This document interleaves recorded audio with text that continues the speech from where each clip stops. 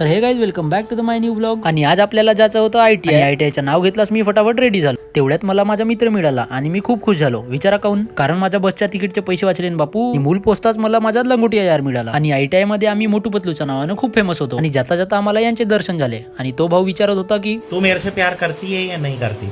मी बस स्टॉपवर पोहोचताच आम्हाला तंबाखू चुननेवाले काका मिळाले. काकाला तंबाखू खायला मागितलं तर काका मला म्हटले, काकाजीच्या हातात 7 करोडाचा गावठी कोंबडा होता. आणि गुगलवर सर्च केलं तर काका मुंबईचे डॉन निघाले.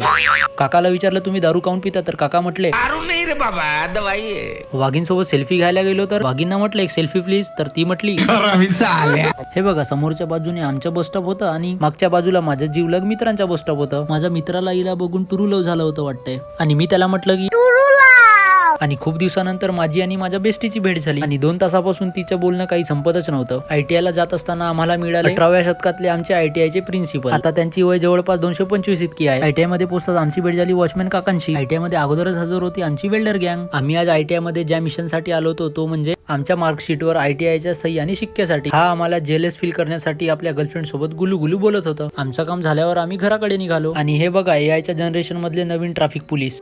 समोर माझ्या गर्लफ्रेंडचा बर्थडे होता आणि मी विचार केलं की हे सर्व केक घेऊन घेऊ. नंतर आठवलं की मला कोणी गर्लफ्रेंडच नाही. आयटीआय मधून येताना आम्हाला खूप जाम भूक लागली होती. आणि हा बघा माझी वाट न बघता बकासूर सारखा खायला लागलं होतं. ते खाऊन पण पोट न भरता भाऊनं सरळ मिठाईवर हात ठेवला. भाऊनं इतकी महाग मिठाई खाली की आम्ही दोघे भांडी दूध बसलो. हे काका तर खूप टेन्शन मध्ये दिसत होते. काकांनी नाकात बोट टाकलं आणि तेच बोट तोंडात टाकलं. हा ब्लॉग तुम्हाला आवडला असेल लाईक फॉलो सबस्क्राईब करा. भेटूया आपण नेक्स्ट ब्लॉग मध्ये.